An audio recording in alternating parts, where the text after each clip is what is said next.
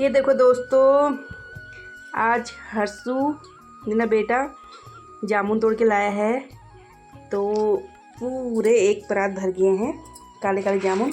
और जामुन इतना अच्छा स्वादिष्ट फल होता है, तो काफ़ी मीठे हो रखे हैं। तो ये बहुत से रोगों को काटता है, और तो इसका फल बहुत ही बच्चों के लिए, बड़ों के लिए, सबके लिए अच्छा होता है। तो इतने जामुन हो रखे हैं। आ जाओ दोस्तों काले काले जामुन खाने के लिए। ये देखो दोस्तों, कितने मीठे मीठे काले काले, इतने बड़े बड़े हो रखे हैं जामुन के दाने। तो इसमें अभी काला नमक डालते हैं, उसके बाद खाएंगे।